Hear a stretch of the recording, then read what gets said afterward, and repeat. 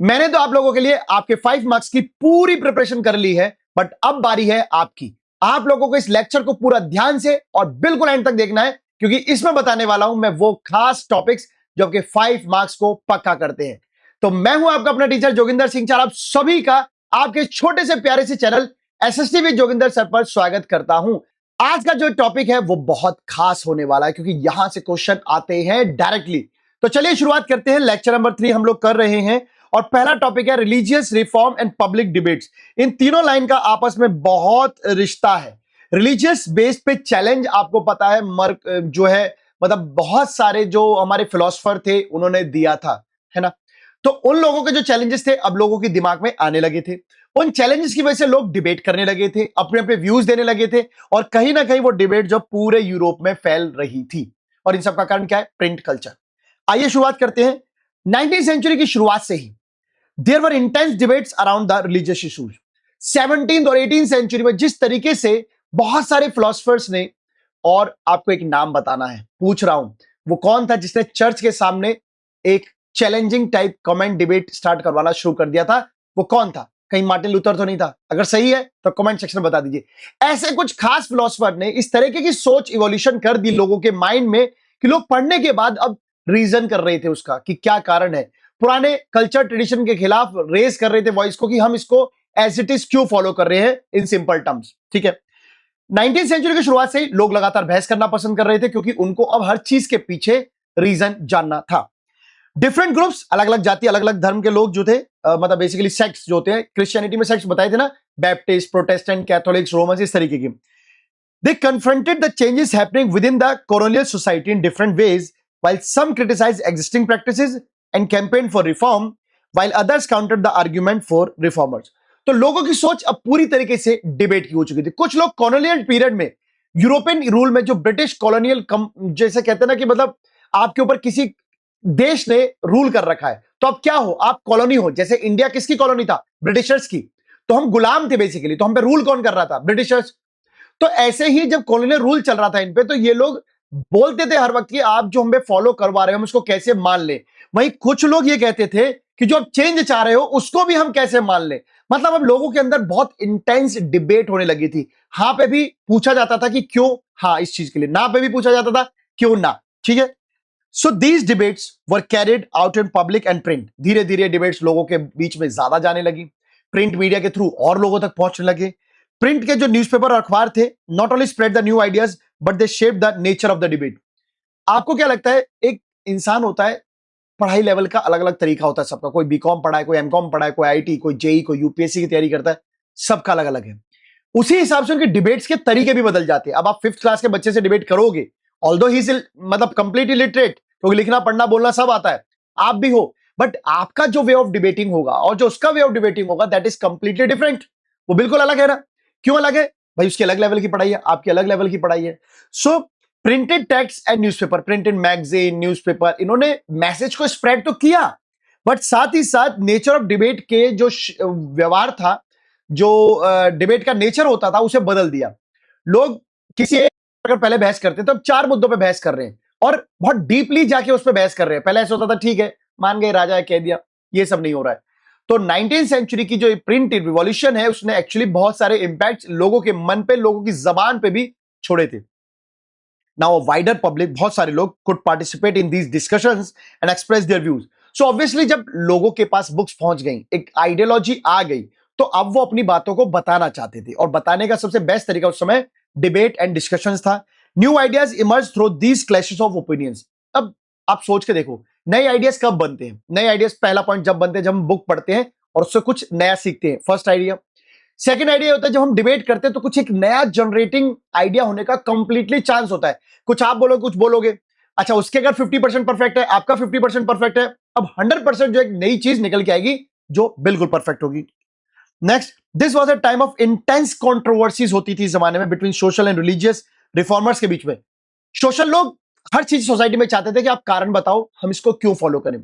वहीं जो religious reformers थे वही चाह रहे थे कि रिलीजन को इस तरीके से फॉलो करें, क्योंकि उन्हीं में कुछ लोग ऐसे थे जो ये चाहते थे कि आपको आंख बंद करके फॉलो करनी चाहिए, आपकी बातें गलत है।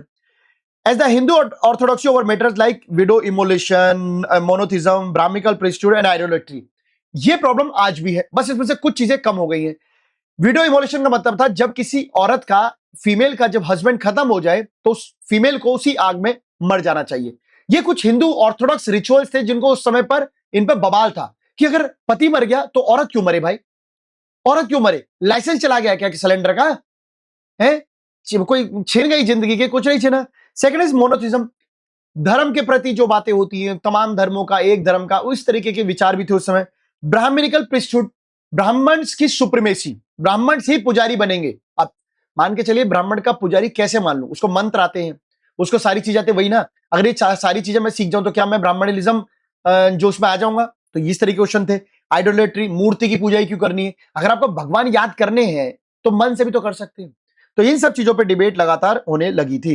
इन बंगाल की बात करें, जैसे जैसे डिबेट और बढ़ने लगी, न्यूज़पेपर, मैगजीन और लोगों तक प्रोलिफरेटेड, फैलने लगे, सर्कुलेट का वैरायटी ऑफ आर्गुमेंट्स भी साथ साथ आने लगा। बुक्स है, डिबेट्स है, इंप्रेशन है, प्रिंट्स है, तो फिर डिस्कशन तो होने थे।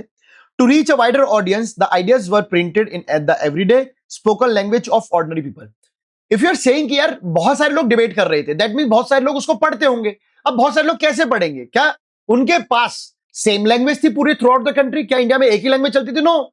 यहां पर अगर हम बात करें जैसे इंडिया में भी, तो मल्टीपल रीजनल भाषाएं हैं, उड़िया, संथली, मैथिली, भोजपुरी, पंजाबी, हरियाणवी, है ना, उर्दू, ये सब भाषाएं हैं।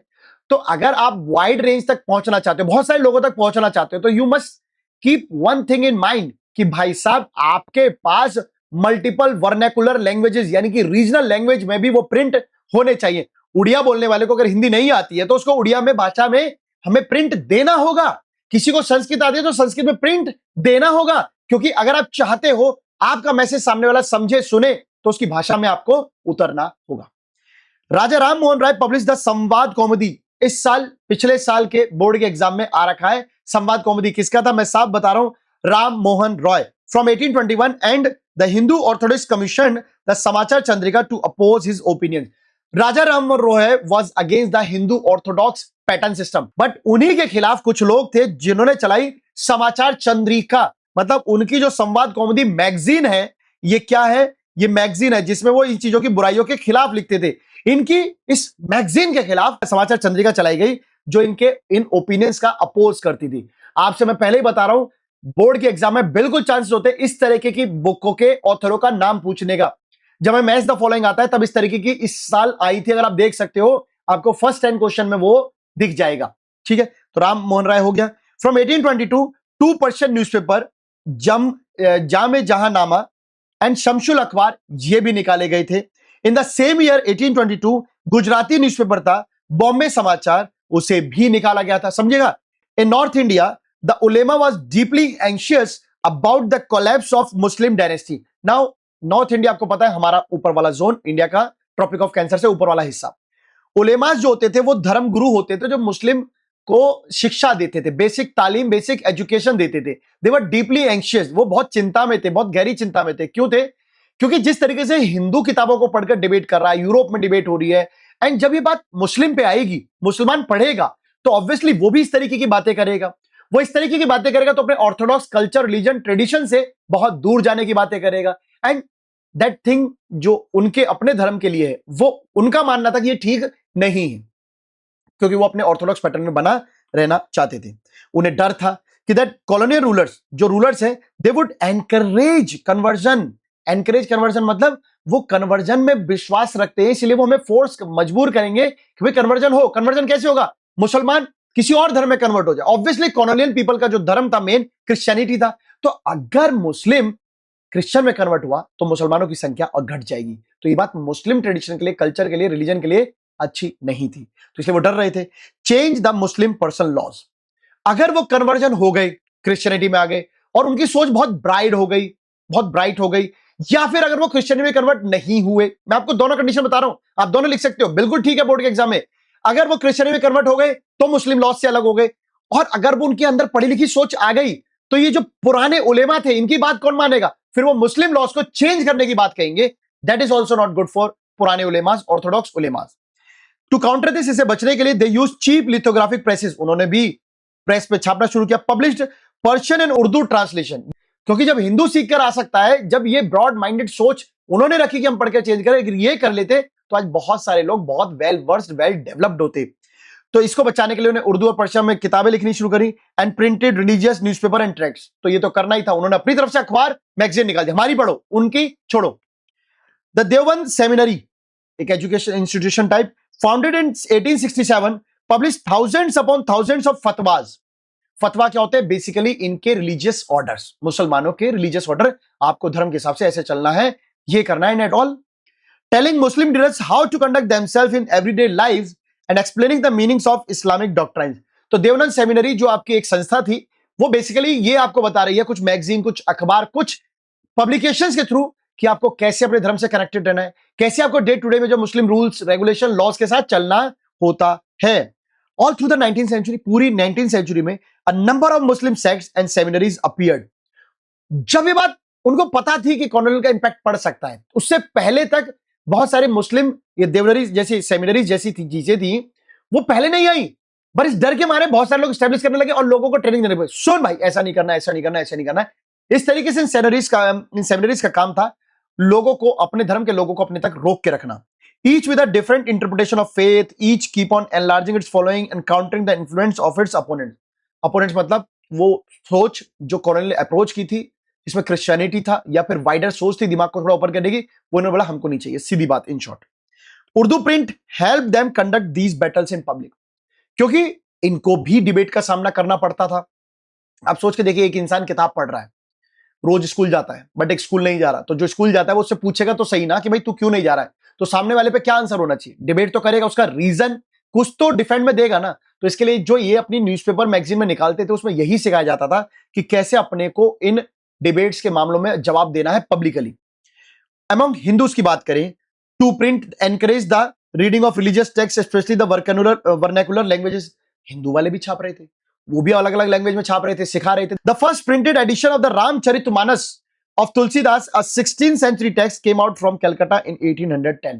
इस बार का क्वेश्चन मुझे लगता है ये होने वाला है। 1810 में जो फर्स्ट प्रिंटेड एडिशन था रामचरितमानस का, वो कलकत्ता से निकलकर आया। By the mid 19th century के बीच तक आते थे, बहुत सारी सस्ते सस्ते एडिशंस भी मार्केट में आ चुके थे रामचरितमानस के, अलग अलग मैगजीन्स के। अब बहुत ज्यादा लोगों को पढ़ाने के लिए लोग काम कर रहे थे, क्योंकि मुसलमान अपने लोगों को ट्रेन कर रहे थे, हिंदू भी कर रहे थे। From the 1880s Naval Kishore press थी जो लखनऊ में थी, एंड श्री वेंकटेश्वर प्रेस जो कि बॉम्बे में थी। उन्होंने बहुत सारे रिलीजियस टेक्स्ट निकाले इन लोकल लैंग्वेजेस। वर्नाकुलर का मतलब यहां पर लोकल या फिर रीजनल लैंग्वेजेस है बेटा, रीजनल लैंग्वेजेस है, उस भाषा में निकालना शुरू किया। In the printed and portable form this could be read easily by the faithful at any place and time. इस तरीके की बुक थी, इतनी कंपैटिबल, इतनी साइज में छोटी बुक थी। आप कहीं घूम रहे हो, आपने हनुमान चालीसा की वो छोटी छोटी डायरिया भी देखी होंगी, बहुत सारी आरतियों की छोटी छोटी डायरिया भी आती है, ताकि आपको पढ़ना हो तो आप फट देश कहीं निकाल के पढ़ सकते हो। इस तरीके का प्रिंट जो है वो किया जा रहा था। They could also be read out to a large group of illiterate man and women. और कई बार ये रिलीजियस टेक्स्ट को जो अनपढ़ लोग होते थे, महिला हो चाहे पुरुष हो, इनके बीच में बोलकर सुनाया जाता था। एटलीस्ट जो लोग पढ़ नहीं सकते उनको फील सुन के तो करवाया जा सकता है, वो ये काम अच्छे से कर रहे थे।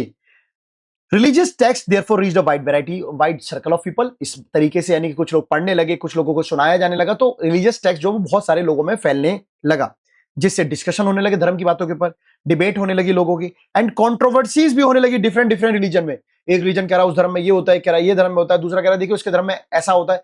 क्योंकि आज की डेट की अगर मैं बात करूं, ए अगर ब्रॉड माइंडेड है और बी थोड़ा नैरो माइंडेड है, तो ए जरूर डिबेट करना चाहेगा बी से, बी बचना चाहेगा, क्योंकि उसका आंसर क्या देगा। तो ये हो रहा था। Print did not stimulate the publication of conflicting opinions amongst communities, but it's also connected communities and people in different parts of India. Debate हो रही है तो ऑब्वियसली बात है, कुछ दिल को बुरा भी लग सकता था, तो कुछ लोगों के बीच में डी अटैचमेंट हो जाती थी, बट वहीं पर जो एक सोच वाले लोग थे फिर वो अटैच भी हो जाती थी। तो यानी कि इसने कनेक्ट करने का भी लोगों को काम किया था। Newspaper conveyed news from one place to another, creating pan Indian identities. Newspaper का क्या काम होता है? बेसिकली न्यूज छापना, एक जगह की, दूसरी जगह की, तीसरी जगह की, ये काम होकर पूरी इंडिया के लोगों को एक पैन आइडेंटिटी मिल गई थी कि यार हमारे देश में ये सब हो रहा है और हम इंडियन हैं। बात करते आगे न्यू फॉर्म्स ऑफ पब्लिकेशन की। प्रिंटेड की वजह से बहुत सारे लोगों को लिखने की भूख भी थी, and appetite for new kinds of writing. बहुत सारी नई नई चीजें लिखने चाहते थे। देखो लिखने को कोई भी लिख सकता है, क्या होता है ना कि अब जैसे आजकल है, पढ़ा कोई भी रहा है, एसएसटी बहुत सारे लोग बातें ऐसी ऐसी करेंगे भाई साहब और क्वेश्चन बनते नहीं, तो फिर वहां क्या होता है ना कि ऐसे ही डिबेट्स होती है। ऐसे ही यहां पे था, जो प्रिंटर्स, जो एडिटर, पब्लिशर्स थे, वो अलग अलग लिखना चाहते थे, उनमें जो कुछ कमी रह जाती थी फिर उस पर डिबेट होती थी, as more and more people could now read, they wanted to see their own lives, experience, emotions, relationship reflected in what they read. अब जो लोग किताबें पढ़ रहे थे उनका एम ये था, यार मेरी जैसी स्टोरी क्यों नहीं आ रही। आज नोवेल जो पढ़ते हैं बहुत सारे लोग, वो क्यों इतनी देर देर पढ़ लेते हैं, वो कनेक्ट फील करते हैं अपने आप को उससे। अब हमको नहीं होगा तो हम क्यों करेंगे, समझ रहे हो कि नहीं। तो वो अपनी जिंदगी की जैसी कहानियां, अपनी प्यार मोहब्बत जैसी बातें वैसा ढूंढ रहे थे, उनको चाहते थे। The novel, a literary firm which had developed in Europe, ideally catered to this need. एक नोवेल कंपनी थी, यूरोप की थी, वो इसी तरह की किताब लिखती थी, इमोशन, प्यार, फैमिली लाइफ, अपनी लाइफ, इस तरह की बातें। Soon acquired distinctly Indian forms of style, and धीरे धीरे उसको जब पता चला कि इंडिया में भी ऐसी डिमांड है, वो इंडिया आकर ऐसे लोगों की जरूरतों को पूरा करना स्टार्ट कर दिया। For readers it open new worlds of experience and give a vivid sense of diversity of human life. तो ह्यूमन लाइफ की अलग अलग पिक्चर से दिखाना शुरू कर। देखिए, इंसान एक गरीब होता है, गरीब आदमी ऐसे दुखी होता है, अमीर आदमी ऐसे खुश रहता है, पढ़ा लिखा ऐसा, ये वो ह्यूमन लाइफ के डिफरेंट डिफरेंट एक्सपीरियंस बताने शुरू किए।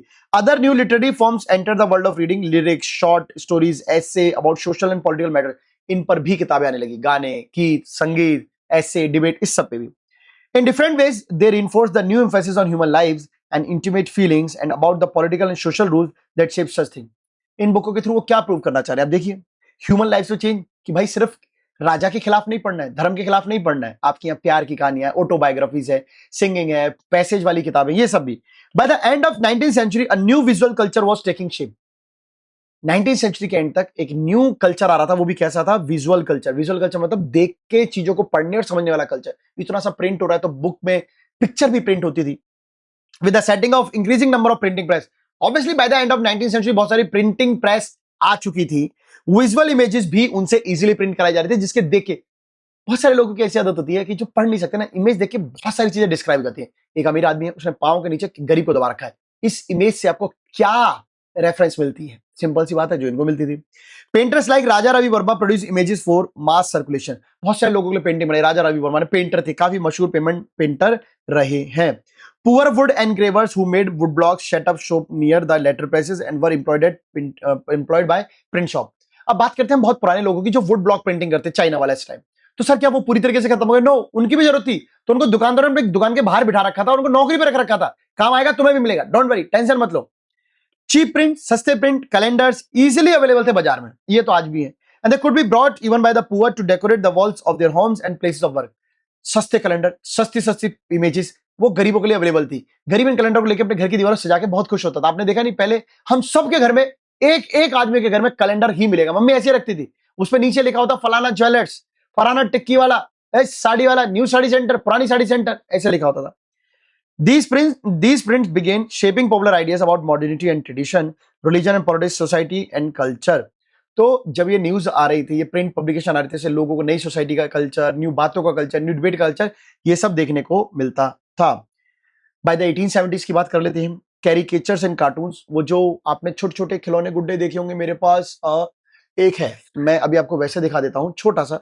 अब जैसे एक कैरिकेचर टाइप ऐसा बना दिया, अब ये क्या है, देख रहे हो, समझ रहे हो क्या है ये भाई साहब हथियार है, मतलब वैसे कुछ नहीं है, 007 जैसे स्टाइलिश है, अच्छी लग रही थी। कैरिकेचर्स, कार्टून्स, इन सबको बहुत ज्यादा मैगजीन में पब्लिश किया गया और commenting on social and political issues पे बहुत सारे कमेंट किए जाते थे इस तरीके की चीजों बना के। अब कार्टून ऐसे उंगली करके इशारा कर रहा है, गेट सेट गो, हो गया कोई message.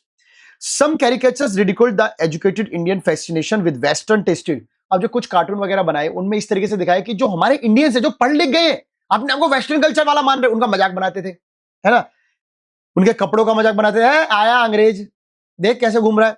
While other express the fear of social change, कुछ लोगों ने सोशल जो में चेंज आ रहा था कि भाई देखो हम भारतीय हैं, हमारा पुराना कल्चर है और आप नया कल्चर ला रहे हो, हमारे यहाँ विधवा को उतना घर से पानी भी नहीं पीने देता, आप पानी पिवा दियो, ये सब problem. There were imperial caricatures, राजा महाराजाओं के भी कार्टून थे। लैम्पोनिंग नेशनलिस्ट, जो राजा महाराजा जो अमीर आदमी था, वो नेशनलिस्ट क्रांतिकारी का मजाक बनाते हुए, as well as nationalist cartoon criticizing imperial values, जो राष्ट्रीयवाद लोग थे, जो देश को आजाद कराना चाहते थे, उन्होंने ऐसे कार्टून बनाए थे जिसमें आपकी बुक में साफ दे रखा है कि कैसे एक राजा जो है पांव रख के आदमी का खून चूस रहा है ना, वो एग्जांपल उस पिक्चर बेस्ड क्वेश्चन को भी करेंगे। वुमेन एंड प्रिंट, वुमेन और प्रिंट का क्या रिश्ता है। Lives and feelings of women begin to be written in particularly vivid and intense. बहुत सारी औरतों ने अपनी जिंदगी कहानी अलग अलग मैगजीन में लिखी। Women's reading therefore increased enormously in the middle class home. जो औरतें पढ़ी लिखी थी, कहानी लिख सकती थी, उनकी कहानियों को मिडिल क्लास की होम मिडिल क्लास की जो महिलाएं थी वो पढ़ने लगी, शौक रखने लगी। Liberal thousand and father began educating their women folk at home. जब ये बात फैलने लगी, माँ बाप पढ़े लिखे हो गए, बच्चे पढ़े, माँ बाप को, भाई को कुछ समझ में आया कि क्यों ना मैं अपनी बीवी बच्चों को या बहन को, बेटी को घर में पढ़ाऊं, and send them to school. And when women school were set up in the cities and towns after the mid 19th century. पढ़ाया। जब धीरे धीरे स्कूल बनने लगे, उसके बाद उन्होंने अपने फैमिली के बेटियों को या बीवियों को उन स्कूलों में भेजना शुरू किया। Many journals began carrying writing by women and explained why women should be educated. बहुत सारी किताबों में महिला ने लिखा ये बातें हैं, और उसके बाद लिखा, देख लिया क्यों वुमेन पढ़ी लिखी होनी चाहिए। ऐसे बहुत सारी हादसे हैं, ऐसे बहुत सारे इंसिडेंट हैं जो महिलाओं के खिलाफ होते हैं, बट क्योंकि महिला अवेयर नहीं होती, पढ़ी लिखी नहीं होती, उनके खिलाफ आवाज नहीं उठा पाती है। They also carried a syllabus and attach suitable reading matter which could be used for home based schooling. एक ऐसा स्पेशल सिलेबस बनाया गया था जो स्कूल बेस्ड स्कूलिंग के लिए था। स्कूल में बैठ के तो आप एक सिलेबस फॉलो कर रहे हो, वैसा ही कुछ सिलेबस जो घर पे भी फॉलो किया जा सके और आप पढ़ सको, क्योंकि सब लोग एक साथ स्कूल नहीं आते थे ना, कुछ लोग नहीं भेजना चाहते थे, but not all families were liberal. अब जो लोग स्कूलों में से नहीं पढ़ पा रहे थे, घर में पढ़ाना चाहते थे, कुछ लोग ऐसे भी थे जो घर में भी नहीं पढ़ाना चाहते थे, लिबर्टी नहीं थी। कंजर्वेटिव हिंदूज बिलीव, जो पुरानी सोच का हिंदू था, वो क्या करता था कि एक लड़की जो पढ़ी लिखी हो गई वुड बी विडोड, वो विधवा हो सकती है, जवान ज्यादा चलाएगी, पति को मार पीट देगी, तो भाई सब बताया ना आपको आजकल इंसिडेंट कैसे हो रहे हैं। And Muslim fear that educated women would be corrupted by reading Urdu romances. और मुस्लिम वुमेन इसलिए बेकार हो जाएंगी क्योंकि वो उर्दू रोमांस पढ़ेंगी। अब बता, उर्दू में क्या रोमांस नहीं होता? उर्दू में भी तो रोमांस होता है। आजकल सारे सूफी संगीत तो उन्हीं पे ही है, इतने इतने गाना गीत गा के रहते हैं भाई साहब। समटाइम्स रेबल वुमेन डिफाइड सच प्रोविजन। और जो महिला इनको पसंद नहीं करती थी इस तरह की बातों को, कहती जा जा चल चल देख लेंगे, करेंगे हम तो भाई साहब। नेक्स्ट बात करते हैं, we know the story of a girl in conservative Muslim family of north India who secretly start किया, जिसने पढ़ना और लिखना। उसकी फैमिली चाहती थी कि वो कुरान जो है अरबी भाषा में पढ़े, अरेबिक भाषा में पढ़े, बट वो नहीं चाहती थी। So she instituted on learning to read a language that was her own. तो उनको पढ़ने के लिए मजबूर किया जा रहा था। In East Bengal in the early 19th century, Rajsundari Devi, जिसकी हम जिक्र कर रहे हैं लड़की का, a young married girl in very orthodox house, पुरानी सोच के घर में उसकी शादी कर दी, बहुत पुराने घर के सोच में। चुपचाप पढ़ाई उन्होंने शुरू कर दी। किसने? राजसुंदरी देवी ने। पढ़ाई शुरू हुई।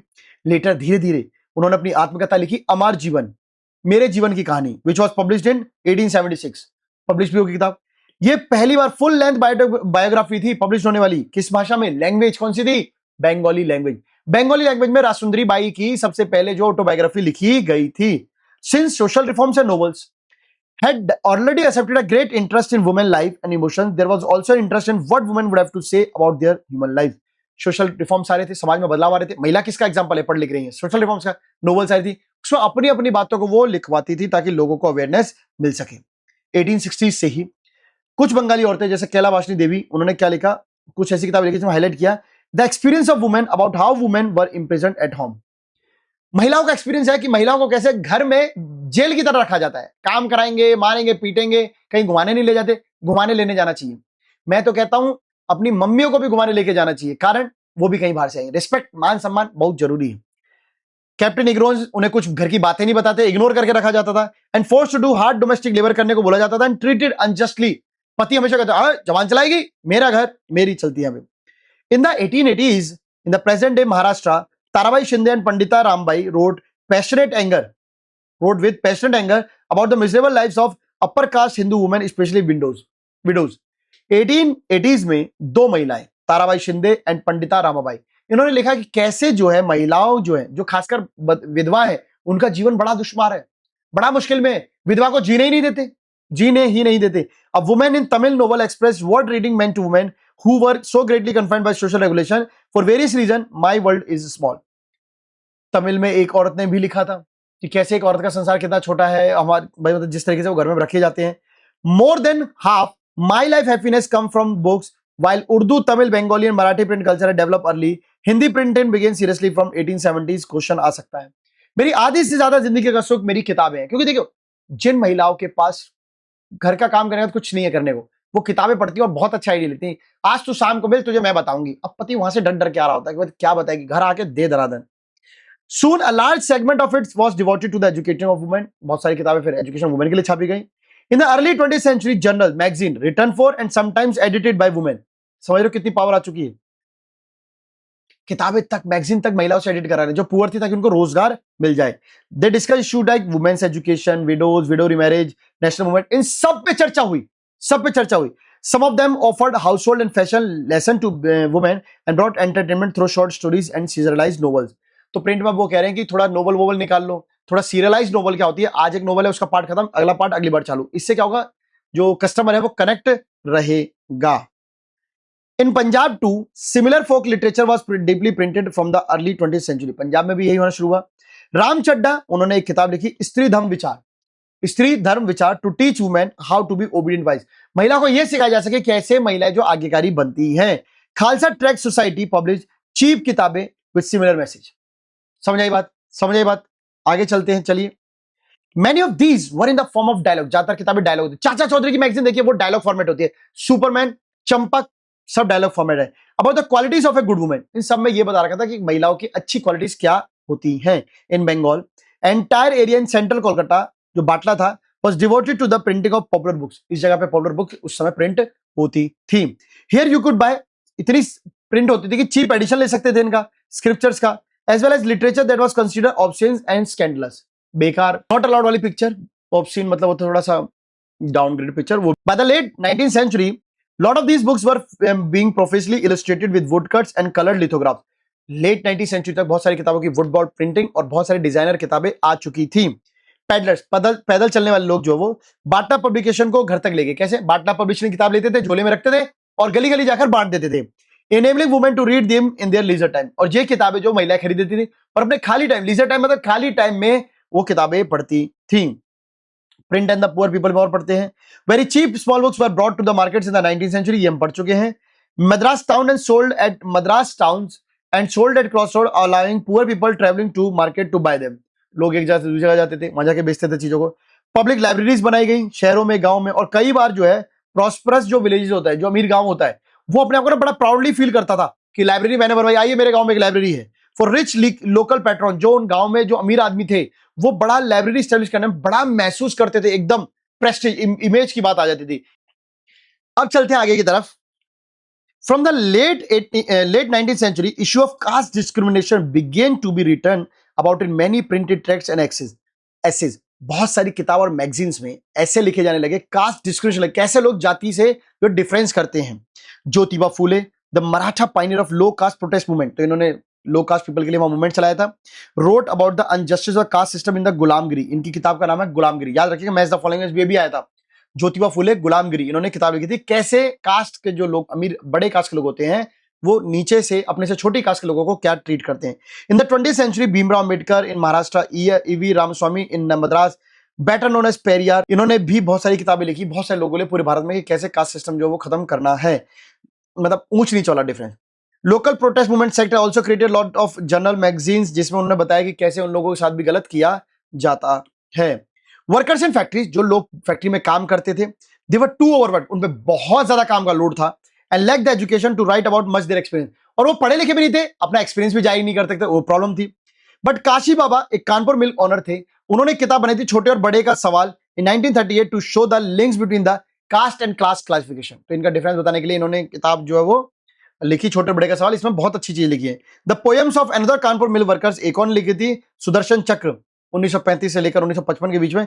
इसमें भी यही लिखा गया था और इनको बोला गया था कि इसमें जो मतलब अलग अलग एडिशन आ रहे हैं उन सबकी मिलकर एक किताब बनेगी जिसका नाम होगा सच्ची कविताएं. By the 1930s, Bangalore cotton mill worker setup libraries, उन्होंने लाइब्रेरी बनाई ताकि वहां के जो वर्कर क्लास है, गरीब किसान है, वो घर आने से पहले वहां पर पढ़ सके, अपनी पढ़ाई को पूरा कर सके. These were sponsored by social reformer, इनका ज्यादातर खर्चा सोशल रिफॉर्मर उठाते थे. Try to restrict excessive drinking about them and to bring literacy and sometimes to propagate the message of nationalism. अब ये जो सोशल रिफॉर्मर थे, इनका क्या फायदा था? समाज में चेंज लाने के लिए पढ़ो, पीना खाना रोको, ऐसे रूल रेगुलेशन समय थे. Before 1798, the colonial state under the East India Company was not too concerned with censorship.